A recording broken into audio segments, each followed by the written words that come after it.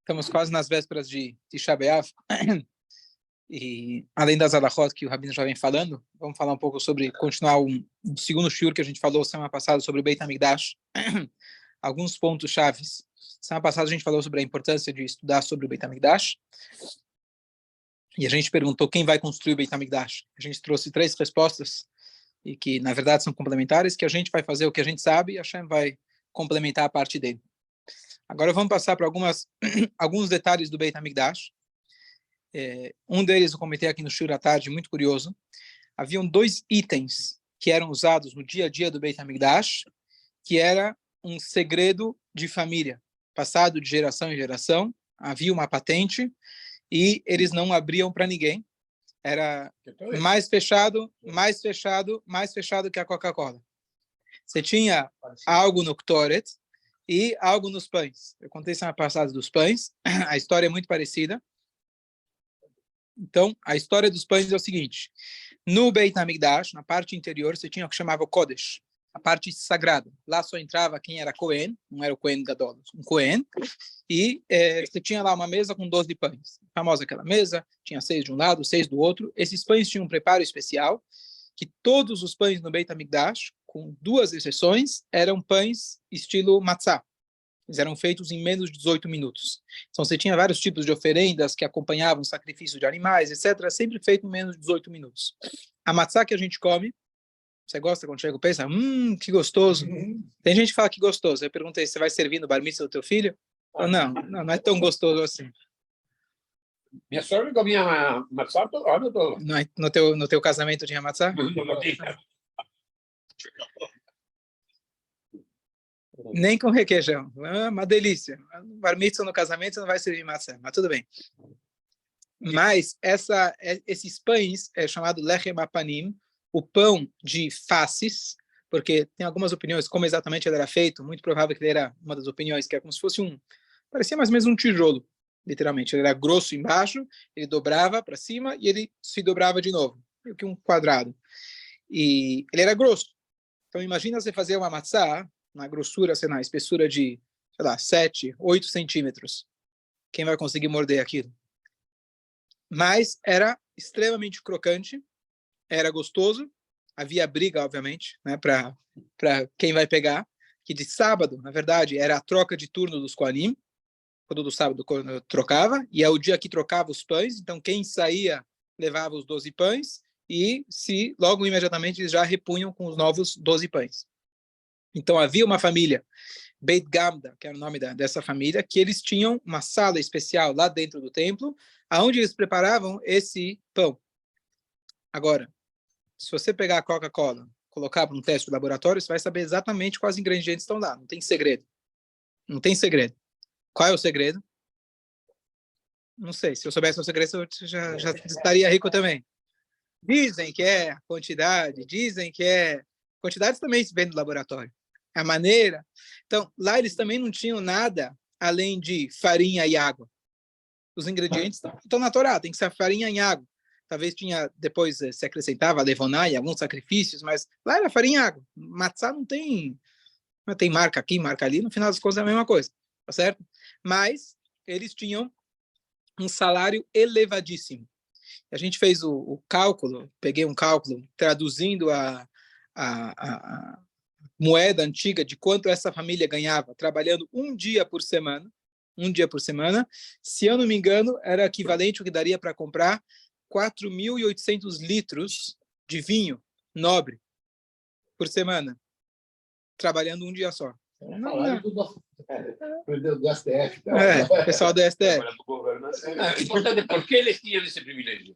Vamos lá. Então eles tinham, teoricamente, algum segredo especial, porque o Talmud escreve que realmente era crocante, era gostoso, era bom. Tá bom? Os sábios começaram a insistir, falaram, vocês têm que contar o segredo.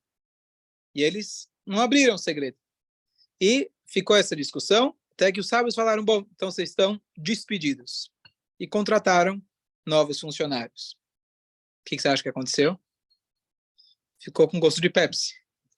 Na hora que eles foram comer, aquele caramelo lá, meio sem gás, não estava a mesma coisa. Tinha bolinha, Hã? Acho que é bom. China, tal. Não estava a mesma coisa. E aí, aqui, que truque já pode ter? Mas não saiu a mesma coisa. Mandaram chamar de novo a família. Falaram, olha, pensando bem, estamos pensando em chamar vocês de volta. O que você faria? Cobra mais caro. Então, está escrito lá que eles cobraram o dobro. Se já estava caro, eles cobraram o dobro. Não ficou claro se é naquele dia apenas que eles cobraram o dobro ou a partir de então, mas nada mal, certo? E a Gemara, a Mishnah, na verdade, critica eles por um lado e elogia eles por um outro. Critica eles porque eles não quiseram contar essa receita. Não é que estão contando para todo mundo, estão contando para os sábios, que isso seria importante, eventualmente, se o cara amanhã não está aqui, amanhã alguém vai saber qual que é o segredo. Mas eles tinham um motivo para isso. Qual era o motivo? Eles sabiam que futuramente, infelizmente, o templo seria destruído. E eles não queriam que esse segredo pudesse se tornar algo vulgar. Algo que a pessoa, na cozinha de casa, bom, vamos fazer esse segredo e usar a mesma receita que tinha no templo. Que, aliás, é uma proibição de vários itens que tinha no templo da gente fazer igual. O Ktoret, como você mencionou, você falou do incenso. Eu não posso chegar e fazer em casa exatamente a mesma medida, com as mesmas... a gente não sabe exatamente quais eram as especiarias, mas vamos supor que alguém soubesse na época. Eu não posso repetir em casa. Então, eles tinham medo desse sacrilégio, desse mau uso dessa receita. Então, eles tinham um motivo. Mas, ainda assim, os sábios não gostaram deles. Deles guardarem entre si. E, por outro lado, eles foram elogiados que nunca se viu na família deles farinha branca. Farinha branca, antigamente, era mais nobre que farinha integral. Antigamente, eu digo que hoje você paga mais caro pela integral. Porque é mais bem preparado, mais gostoso, mais refinado, etc. Mas a do templo era feito com farinha branca. Para nunca surgir uma suspeita, o cara botou no bolso. Ele foi lá do templo, pegou uma casquinha, levou para casa, um pedacinho lá da maçã do templo. Então, eles tinham uma conduta tão ética que nunca eles comeram farinha branca, o que seria, bom, estou comendo segunda categoria, mas para que nunca surja uma suspeita, para que eu não seja tentado, que a gente só come farinha integral. E eles tinham, então, esse mérito especial. Então, é um pouco... Você pode tentar analisar, será que eles fizeram certo, fizeram errado, mas, no final de contas, o templo, de fato, foi destruído, e esse segredo foi guardado, realmente, e a gente vai ter quando o Mashiach chegar. Então, esse era a família chamada Beit Gam. Fizeram certo ou fizeram errado? Eu acho que fizeram certo. Fizeram certo. Eu vi uma vez uma história, um casal brasileiro estava em Israel, chegaram lá, e estavam no café, uma cafeteria. E aí eles gostaram da sobremesa. Era uma sobremesa. Eles perguntaram, tem a receita? Tudo depende de, pagando tem. Ah, tá bom. Colocaram lá, passou o cartão. Acho que o entendido foi que era $2 ou $20. Quando depois foram ver a fatura do cartão, acho que estava, não sei se era $2.000 que eles pagaram pela receita. Acontece, assinou sem prestar atenção. Mas não é toda receita que você conta assim para qualquer um. Mas esse era... Minha mãe contava, mas ela sempre deixava um lado, de lado, que a pessoa falava, não deu certo, isso aí não faça assim sempre, não sei o que não deu certo. Aí tem a receita chamada amor, o tempero chamado amor, que só alguns sabem fazer. Ela escondia o ingrediente, agora eu entendi. Não contava para ninguém. Bom, a Gemara conta uma história muito parecida com a história do Ktoret. O Ktoret, que era o incenso, que também era feito lá perto, no mesmo lugar chamado Kodesh, diariamente, de manhã e de tarde, era ofertado 11 especiarias diferentes, e uma dessas especiarias não tem nome, ela tem um apelido. O apelido dela é Malé Ashan, faz levantar a fumaça. A fumaça subia reta. Coisa completamente milagrosa, por um lado. Por outro lado, é descrito que eles tinham uma especiaria, algo especial, que fazia esse fenômeno. A ponto que, anos depois que o Beit HaMikdash foi destruído, um descendente dessa família estava andando com os sábios, ele olhou para o campo, ele deu uma... O que aconteceu? Eu vi aquele ingrediente. Quer dizer, eles sabiam de família, mas também nunca contaram para ninguém com a mesma coisa. Estavam com medo que seria mal usado. Hã? Então, eu não sei como explicar isso. Quer dizer, por um lado, é chamado, está escrito que é um milagre, certo? Mas, ao mesmo tempo, esse milagre tinha vamos chamar assim, uma risá beteva, tinha algo natural que ele se aprendia, digamos assim. Eu não acho que hoje, com toda a tecnologia, você vai conseguir fazer uma fumaça subir reto. Pelo menos o vento que tem, a fumaça não vai subir retinho. Mas era um fenômeno que Hashem deu. O fato que o pão ficava fresco também era considerado um milagre. Ficava fresquinho, quentinho, etc. Era um milagre. Mas esse milagre tinha alguma receita que Hashem passou que esse milagre pudesse ser executado através de determinada família. Tem um conservante. Tinha um conservante. Era um grande. A gente trabalha em conjunto, vamos dizer. Isso. Você tem a parte física que a gente tem que fazer aqui. E a Hashem faz o resto, exatamente. Mas a Hashem deixou exclusivo para aquela família. Certo? Por que sabia ter esse privilégio? Que? Aquele que fazia os... Por que eles tinham esse privilégio? Algum mérito familiar eles tinham. Você sabe de que tribo é?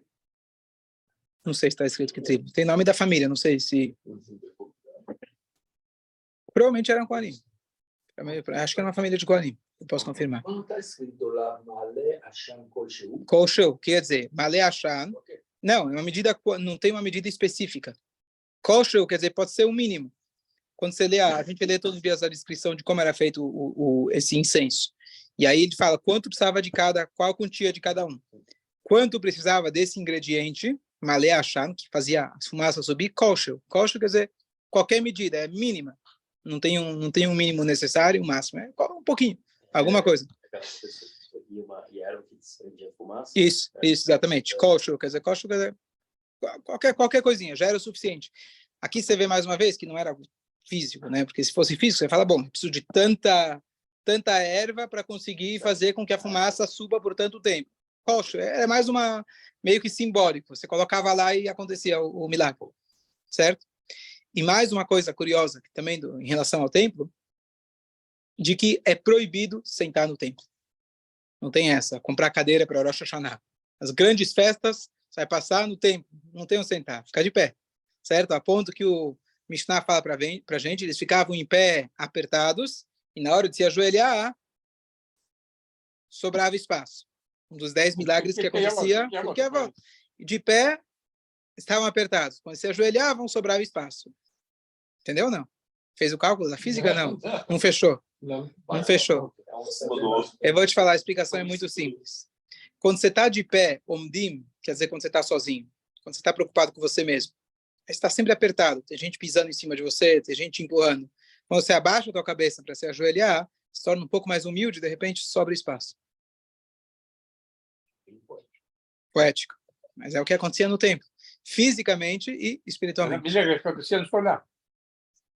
Está escrito, um dos 10 milagres que acontecia, olha que interessante, porque a volta fala, nunca ninguém reclamou da falta de espaço em Jerusalém. Não está escrito que não faltava espaço. Está escrito que nunca ninguém reclamou da falta de espaço. Conseguir que ninguém reclame é muito mais difícil. Ter espaço para todo mundo, você consegue. Você aluga um hotel, você aluga um estádio, você faz espaço. Mas que o cara não vai reclamar que o banheiro está mais perto do outro e a posição está vista para o sol e por que eu fiquei de lado e por que minha cama está desse jeito, a gente não reclamar é mais difícil. O milagre era, velo amar, está apertado. Ninguém falava, tá difícil, tá ruim. Ninguém reclamava. Esse era o grande milagre. Então, nenhum outro falou para o lugar está muito demasiado. Não, apertado. Demasiado apertado. Ninguém reclamava. Então, ele não fala que não estava apertado. Fala, ninguém reclamou que estava apertado. Tá certo? Bom, você é do exército, você tem essa... É ordem, mas não sei se você conhece o nosso povo, ou o ser humano em geral, reclamar não é difícil. É o povo que vai reclamar mais. É o povo que vai reclamar mais. Mas tinha uma exceção. A única pessoa que poderia sentar era um melech, um rei de Israel. Então, o rei Salomão, por exemplo, seria a única pessoa que poderia entrar no templo e ganhava uma cadeira. Agora, você tinha no templo o Supremo Tribunal, composto de 71 rabinos, sábios, o Sanedrim. Mas e eles ficavam sentados. O Sanedrim ele tem que estar sentado, porque julgar de pé, você não vai ter a concentração necessária. Então, você senta para julgar. Então, como que eles ficavam no templo sentados? Eles julgavam o dia inteiro. Então, na verdade, dentro do templo, você tinha sessões diferentes. Partes mais sagradas ou menos sagradas. Eles ficavam exatamente no lugar onde terminava o lugar mais sagrado, o primeiro lugar que já poderia se sentar, lá que eles ficavam. É dentro do templo, mas uma seção menos importante, onde lá eles já poderiam sentar. E o que eles faziam o dia inteiro, esse Sanedrim? Então, na verdade, a função do Sanedrim, do Supremo Tribunal, é para cuidar de causas de impacto nacional. Então, por exemplo, vamos sair para uma guerra, você precisava consultar com o Sinédrio, consultar com o Urim e Tumim, etc. Algumas outras situações específicas, julgar um rei de Israel, fazer aumentar o perímetro de Israel, de Jerusalém, coisas que têm impacto nacional. Vamos aumentar mais um mês esse ano? Vai ser um ano bissexto, um ano com 13 meses, 12 meses, é uma coisa que impactava a todos. Mas o dia a dia deles, eles faziam uma única coisa. Assim, o principal deles era uma coisa. Verificar, claro que estavam estudando, mas o trabalho deles, público, era receber as pessoas, especialmente os Kohanim, para ver o pedigree de cada um deles. E ver se, de fato, aquele que diz que é Cohen, se ele é Cohen. Então, faziam os testes de DNA. Levantava a capivara, exatamente. Pedia os antecedentes criminais, né? Um pouco diferente disso. Levantava, pedia as digitais, tá certo? As digitais. É uma das melhores piadas que eu conheço judaicas. Tem várias, né? A do Cohen todo mundo conhece, acho que é mais conhecido. Mas tem uma... Significava em Israel que ele era Cohen? Claro, claro. Esse era o papel principal deles. A piada é boa, vale a pena. Antes você vai embora. Olhava a roupa, ver se pegou um fiapo de madeira, serralheria, serralheiro. Serralheiro não vai? Por quê? Porque é schlepper. A história é que um cara chegou da Europa, foi para Nova York, conseguiu sair, tá lá, e ele fala, poxa, minha vida inteira eu queria ser Cohen. Agora que eu fiz aliar, entre aspas, para os Estados Unidos, sou Cohen. Queria poder subir na Torá primeiro, ganhar os coios de todo mundo. Cheguei aqui. Você? Yankele. Você é o quê? Cohen. Cohen, que bom, por favor. Suba na Torá. Yamod, não sei o quê. Chamaram ele todo feliz lá, sobe como Cohen. Sai, ele faz questão de dar a mão para todo mundo, 2, 3 vezes, para todo mundo falar os coia, apertar a mão dele. Tá bom. Termina a tefilá, chega o rabino lá. Olha, Yankele, você não é filho lá do Moshe, lá dos tetos? Sou. Então, eu lembro do teu pai, se eu não me engano, ele não era Cohen. Eu lembro do teu tio, também não lembro de nada. Teu avô, ele vira para o rabino, rabino, eu lembro de você também. Se você pode virar rabino, eu posso virar Cohen.